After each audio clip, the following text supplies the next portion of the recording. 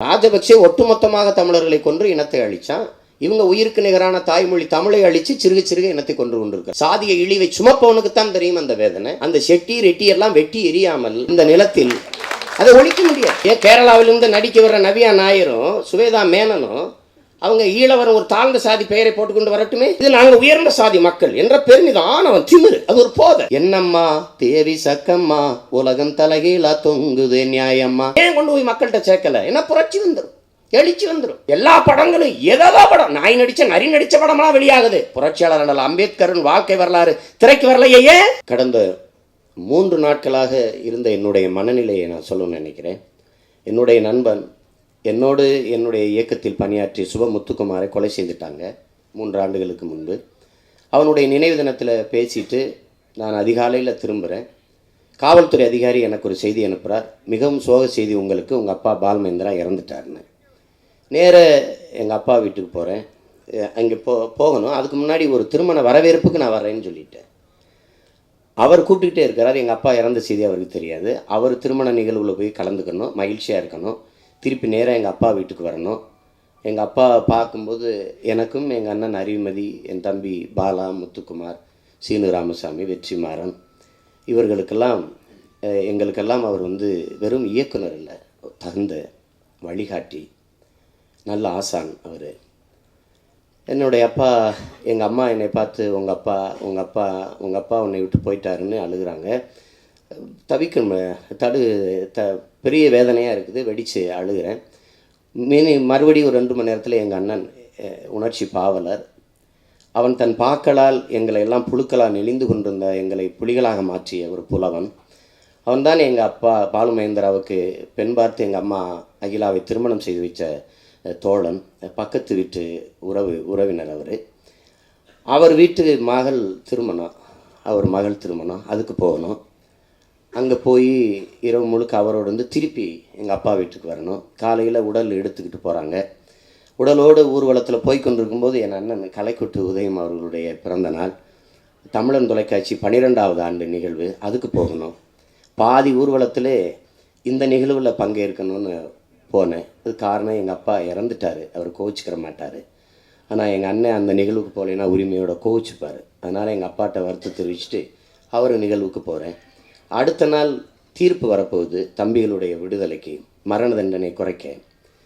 ஏற்கனவே வீரப்பன் அவர்களுடைய வழக்கில் தண்டனை குறைக்கப்பட்டிருந்தாலும் அதுபோலவே இதுவும் குறைக்கப்படுங்கிற நம்பிக்கை இருந்தாலும் பதட்டம், பயம், இரவில் உறக்கம் இல்லை. டெல்லியிலிருந்து என் தம்பி வழக்கறிஞர் நல்லபடியாக தீர்ப்பு வரும், நிம்மதியாக உறங்குங்கிறான். உறங்க முடியல. சரியாக தீர்ப்பு வருது, மரண தண்டனை குறைக்கப்படுது. மகிழ்ச்சியான செய்தி. தன் வாழ்நாளில் தன் திறமையை வீணடித்தவர்களில் என் அப்பா பாலுமேந்திரா முதல் ஆள். அதுக்கப்புறம் என்னுடைய அண்ணன் அறிவுமதி. இவர் பாட்டு எழுதி பழச்சா மிகப்பெரிய கோடீஸ்வரனாக இருந்திருக்கலாம். எங்கள் அப்பா அவர் திறமைக்கு படம் எடுத்து சம்பாரிச்சிருந்தா இந்தியாவின் முதன்மையான பணக்காரர்களில் ஒருவராக இருந்திருக்கலாம். அவங்க 2 பேருமே அதை செய்யலை. அது ஏன்னு தெரியல. நான் எங்கள் அண்ணன் சிவா அவர்களுக்கு ஒரு துரோகம் செஞ்சுருக்கேன். இன்றைக்கு வரைக்கும் அந்த குற்ற உணர்வு எனக்கு இருக்குது. அவர் பகலவன்னு என்னுடைய கதையைத்தான் எடுக்க சொல்லி கட்டாயப்படுத்தினார். அதை எடுத்திருந்தால் ஒரு மிகப்பெரிய வெற்றி படமாக அது அமைஞ்சிருக்கும். தொடர்ச்சியாக எனக்கு நானும் படங்களை இயக்கியிருந்திருக்கலாம். அன்றைக்கு அந்த வாழ்த்துக்கள் படத்தை எடுத்து அவருக்கு பெரிய பொருள் இழப்பை நான் தந்துட்டேன். அந்த படத்தை வெளியிட்டுட்டு நான் இருந்த நாளில் தான் ஒரு வாரத்தில் என்னுடைய தலைவர் பிரபாகரன் இடத்துலேருந்து எனக்கு அவசரமாக அழைப்பு. நான் போனேன். நான் அங்கே இருக்கும்போது தான் வாழ்த்துக்கள் படம் ஓடிக்கொண்டிருக்குது. அது வெற்றி அடையலைன்னு என் தலைவருக்கு தெரிஞ்சிட்டுது. என்னை கூப்பிட்டு சொன்னார், நமக்கு எதுக்கு இந்த பூ கவிதையெல்லாம், நமக்கு எதுக்கு? நான் ஒன்றும் தலை குஞ்சிட்டே இருந்தேன். நமக்கு தம்பி மாதிரி படம் இருக்கணும், தரையிலையும் அடிக்கணும், திரையிலையும் அடிக்கணும், அப்போ தான் விடுதலை வரும். என்ன சொல்கிறாரு? சரி அண்ணா. அந்த அந்த அந்த இதை நினச்சி பார்க்குறேன். அதுக்காக நான் வருந்துறேன். இன்னைக்கு கலைக்கொட்டு உதயம் அவர்கள் தமிழன் கலைக்கூடம் என்று வச்சிருக்கிறது பெருத்த பெருமையாகவும் மகிழ்ச்சியாக இருக்குது. ஏன்னா இங்கே எடுக்கிறது தமிழ் படம், பார்க்குறது காசு கொடுக்கறது தமிழன். ஆனால் எதுவுமே நிறுவனமாக இருக்காது, கலைக்கூடமாக இருக்காது. Limited, private limited, concerns, productions, companies அப்படி தான் இருக்கும் எல்லாமே. அது என்னமோ அது அந்த படங்களை எடுத்து அவங்க ஆங்கில படம் எடுக்கிறது போலவே எடுப்பாங்க. தமிழில் பெயர் வைத்தால் வழிவிலக்கு இருந்தது, அதை நீக்கினவொன்னே இப்போ தமிழில் பெயர்கள் வருவதில்லை. அப்போ இதெல்லாம் ஒரு திட்டமிட்டு ஒரு தேசியனத்தின் மொழியை சிதைத்து அழிக்கிறதுக்கான ஒரு பெரிய இதை நான் இங்கே நீங்கள் பார்க்கணும். இது நாங்கள்லாம் சொல்லி கொண்டிருக்கிறோம் ராஜபக்சே இனப்படுகொலையாளன் துரோகின்னு. அதைவிட இனப்படுகொலையும் துரோகமும் இங்கே நடந்து கொண்டிருக்குது. எவரவர் பிள்ளைக்கு தமிழில் பெயர் வைக்கலையோ அவரெல்லாம் இனத்துரோகி, எவருக்கெல்லாம் தமிழ் எழுத படிக்க பேச தெரியலையோ அவன் மிகப்பெரிய இனத்துரோகி. அவன் தான் தாய்மொழியை பெற்றதாயை மறந்துட்டு போகிறவன் எப்படி சுயநிலை உள்ளவனாக இருக்க முடியும்? ராஜபக்சே ஒட்டுமொத்தமாக தமிழர்களை கொன்று இனத்தை அழித்தான். இவங்க உயிருக்கு நிகரான தாய்மொழி தமிழை அழித்து சிறுக சிறுக இனத்தை கொன்று கொண்டிருக்கிறார்கள். ரெண்டுக்கு என்ன வேறுபாடு இருக்குது? அப்போ இந்த நிலையில் ஒவ்வொருவரும் ஒரு சிறிய எழுத்தை கூட மாற்றிக்கொள்வதில்லை. பெரும்பாலான இயக்குநர்கள் முதல் எழுத்தை தகப்பனார் பெயரை ஆங்கிலத்திலான் அவங்க அப்பா வெள்ளைக்காரர் போல எல்லாரும் முதல் எழுத்தை ஆங்கிலத்திலான் போடுகிறார்கள். எந்த இயக்குனர் சில விளம்பர பலகைகளில் பார்த்தால் எல்லா ஒளிப்பதிவு இயக்கம் எல்லாமே ஆங்கிலத்தில்தான் வருகிறது. தலைப்பு மட்டும் வெறுமனே ஒரு பேருக்கு தமிழில் வைத்துக் கொள்கிறார்கள். இந்த நிலையை மாற்றணும்.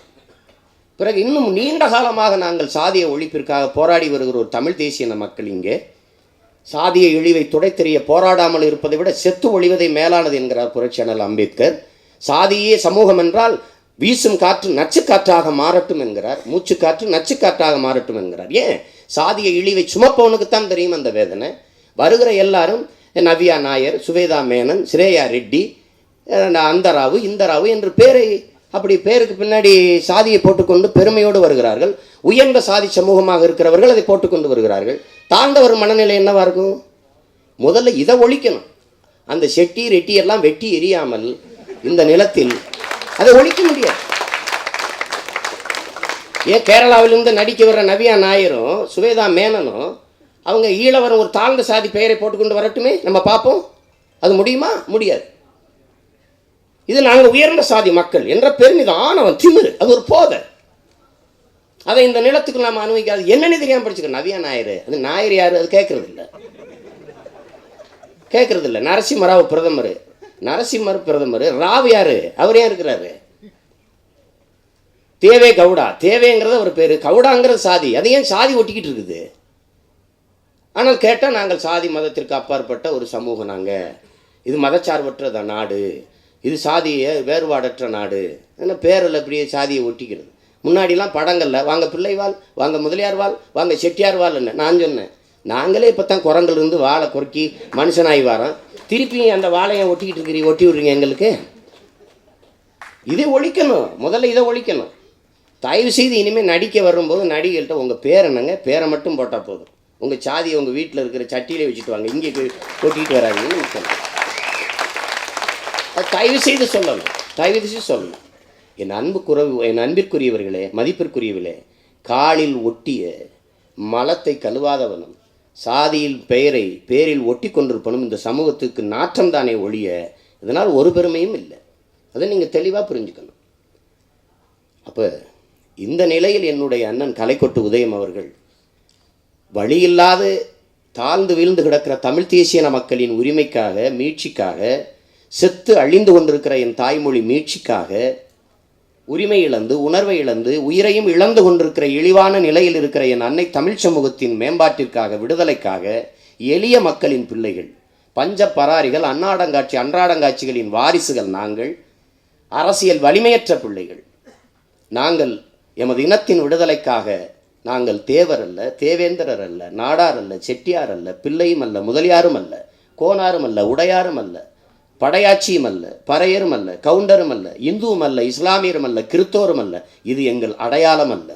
ஆனால் என் பெருமைக்குரிய அடையாளம் 50,000 ஆண்டுகளுக்கு மூத்த நீண்ட நெடிய வரலாற்று பெருமை கொண்ட தமிழன் என்கிற தேசிய இனத்தின் பிள்ளை நான் என்பதுதான் எனது அடையாளம்.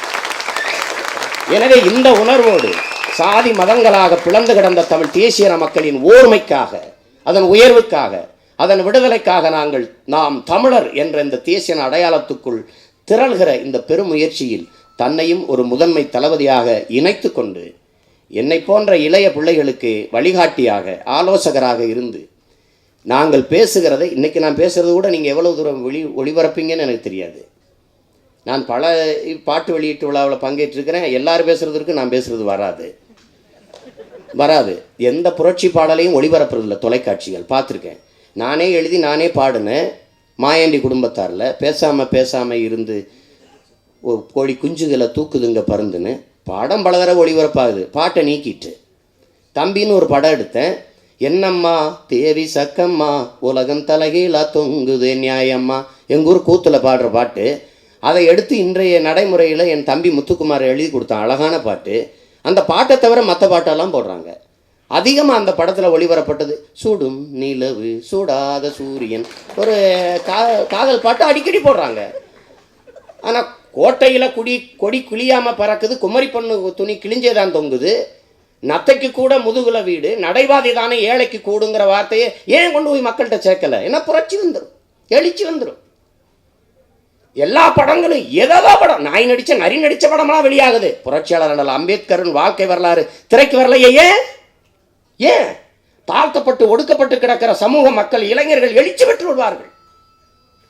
அவன்தான் அறிவை தேடி ஓடு, நாளைய வரலாறு உன் நிழலை தேடி வரும்னா. அதனால ஏன் வரல? யாராவது கேள்வி கேட்டோமா? ஏன் அம்பேத்கர் படம் திரைக்கு வரல? எதுக்கு வரல? அதுதான் சிக்கல் இங்கே. அப்ப அந்த நிலையில நாங்க என்னை காட்டுறதில்லை. அந்த நிலையில எத்தனையோ விழாக்கள்ல எவ்வளோ பேசுகிறோம், எவ்வளோ மேடைகளில் பேசுகிறோம். என் தலைவன் புரபாகரன் என்றோ விடுதலை புலிகள் என்றோ வார்த்தை வந்து அதை நறுக்கிட்டு ஒளிபரப்புகிற தொலைக்காட்சிகள் இருக்குது.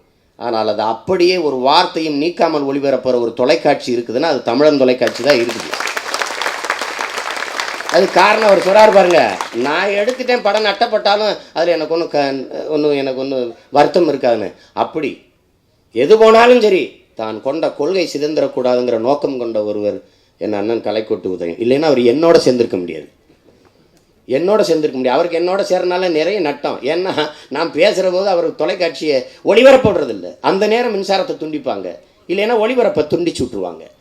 அதையும் மீறி அவர் என்னோட இருக்கிறார்னா நான் கொண்ட நோக்கமும் அவர் நோக்கமும் ஒன்றாக இருப்பதால் தான். அந்த மதிப்பிற்குரிய என்னுடைய அண்ணன் தயாரிச்சிருக்கிற முதல் தயாரிப்பு. நான் ஒரு படம் எடுக்கிறேன்னா, என்ன படம்? சினேகாவின் காதலர்கள். யார் இயக்குனர்? நம்ம முத்துராமன் தான் அப்படின்னு. அது பாதி படம் எடுத்துகிட்டு சொன்னார் எனக்கு. சும்மா குறைஞ்ச முதலீட்டில் தான் எடுக்கிறேன்னாரு. சரிண்ணா கவனமா அப்படின்னேன். அப்போ அந்த முதலாக அவர் தயாரிக்கிற இந்த முயற்சி மாபெரும் வெற்றி அடையணும். அதுக்கு இங்கே என்னிலும் மேலான பெருமக்கள் வந்து உளமாற வாழ்த்தியிருக்கிறார்கள். என்னுடைய தம்பி முத்துராமன், அவன் என்னுடைய அருமை சகோதரன், என்னுடைய இளவல் பாலா அவர்களிடம் பணியாற்றினார். அவர் பத்திரிகை துறையிலிருந்து வந்திருந்தாலும் கூட பாலா கிட்ட தான் நான் அவரை சந்தித்தேன். பாலாவுக்கு மிகவும் நெருக்கமாக இருந்த அவருடைய தயாரிப்பு பணிகளில், பட வேலைகளில் எல்லாவற்றிலும் அவருக்கு உதவியாக நீண்ட நாள் இருந்த சகோதரன் முத்துராமலிங்கன். அந்த அவருக்கு வாய்ப்பு கொடுத்ததுக்கு, தன்னுடைய நண்பனுக்கு அந்த நட்பை மறவாது, நன்றி மறவாது இந்த படத்தை இயக்க வாய்ப்பு கொடுத்ததற்காக அண்ணன் கலைக்கோட்டு உதயம் அவர்களுக்கு என்னுடைய நன்றியை தெரிவித்துக் கொள்கிறேன். தம்பி முத்துராமனின் முயற்சி, இங்கே பேசிய என்னுடைய தம்பி சிவா சொன்னது போல் பல மிகச்சிறந்த படைப்பாளிகள் பத்திரிகை இதழியல் துறையிலிருந்து வந்திருக்கிறாங்க. இன்றைக்கி தம்பி ராஜ்முருகன், இன்னொரு தம்பி என்னுடைய தம்பி அதே விகடனில் பணியாற்றிய இரா சரவணன் இயக்கி கொண்டிருக்கிறான் ஒரு படத்தை. இந்த மாதிரி படைப்பாளிகள் எந்த தளத்திலிருந்தும் வரலாம். அதை முத்துராமனை போன்ற நீண்ட அனுபவம் பெற்ற படைப்பாளிகள் திரைத்துறைக்கு வருவது மிகவும் வரவேற்கத்தக்கது, மகிழ்ச்சிக்குரியது. பாடல்கள் மிகச்சிறப்பாக வந்திருக்கு. சில பாடலை அவரே எழுதியிருக்காருன்னு நினைக்கிறேன். ஒரு பாடலை மதிப்பிற்குரிய ஐயா நெல்லை பாரதி அவர்கள் எழுதியிருக்கிறாங்க. அவங்களுக்கு என்னுடைய பாராட்டுக்கள். மதுரை பற்றி நீ கண்ணகி கால் சிலம்பு அந்த பாட்டை பார்க்கும்போது அது கடைவீதியில் நடந்து போன மாதிரியே இருந்தது, ஒரு உணர்வு வந்தது எனக்கு. நீ நம்ம ஊரில் மல்லிகைப்பூ மாதிரி இட்லி, கோனார் மெஸ்ஸு, கோழிக்கறி, இந்த கறியெல்லாம் அதெல்லாம் சாப்பிட வந்த எலும்பெல்லாம் நினைவு வந்தது. அதை எங்கள் அண்ணன் கலைக்கோட்டு உதயத்துக்கு சொன்னேன். புதுசாக இருக்குது, பாட்டெல்லாம் புதுமையாக இருக்குது, வழக்கமாக எடுக்கிறது போல் இல்லாமல். அதுக்கு பணியாற்றிய நடன இயக்குநர்களுக்கும் என்னுடைய பாராட்டுக்கள். இசையமைச்சிருக்கிற என்னுடைய சகோதரர் பிரபாகரன், அவர் எதுக்கு அவர் பேரை முன்னாடி இப்பு போட்டு எழுதுனாருன்னு எனக்கு தெரியல. அது புதுமையாக இருக்கணும்னு நினச்சிருந்தாரோ என்னவோ. அந்த பிரபாகரன் அவர்களுக்கு என்னுடைய பாராட்டுக்கள், வாழ்த்துக்கள். புதுமையாக இருக்குது. பாடலை பதிவு செய்த விதமும் சரி, அதை படப்பதிவு செய்த விதமும் சரி, மிகவும் புதுமையாக அருமையாக இருக்குது. உங்களுக்கு என்னுடைய பாராட்டுக்கள். தொடர்ச்சியாக நீங்கள் தம்பி முத்துராமலிங்கத்தோடு நீங்கள் பயணிக்கணும். 2-3 படங்கள், புதிய பாடலாசிரியர்களுக்கு நீங்கள் வாய்ப்பு கொடுக்கணும். அது நான் உங்களிடத்தில் ஒரு கோரிக்கையாக வேண்டுகோளாக வைக்கிறேன். இந்த நிகழ்வில் பங்கேற்ற அனைத்து பெருமக்களுக்கும், ஐயா சி தமிழ் தொலைக்காட்சி நிர்வாக இயக்குனருக்கும், என்னுடைய அருமை நண்பர் ரமேஷ் கிருஷ்ணனுக்கும், ஐயா ஜேஎஸ்கே சதீஷ் அவர்களுக்கும், இந்த படத்தில் சண்டை இயக்குனராக பணியாற்றிய என் மதிப்பிற்குரிய சகோதரர் ஐயா ஜாக்குவார் தங்கம் அவர்களுக்கும் என்னுடைய மனப்பூர்வமான நன்றியும் வணக்கத்தையும் தெரிவித்துக் கொள்கிறேன். இந்த படம் மிகப்பெரிய வெற்றி அடைய வாழ்த்துகிறேன். எல்லோரும் மகிழ்ச்சியான ஒரு தருணத்தில் இந்த படத்தை வாழ்த்துகிறோம். மிகப்பெரிய வெற்றி அடையும். தம்பி முத்துராமலிங்கன் பல படங்களை இதுபோல் நீ இயக்கி வெற்றி அடைய வேண்டும். என் அண்ணன் கலைக்கொட்டு உதயம் அவர்களும் பல படங்களை தயாரிக்க வேண்டும் என்று வேண்டி அவர்களை வாழ்த்தி உங்கள் அனைவருக்கும் நன்றி கூறி விடைபெறுகிறேன். வணக்கம்.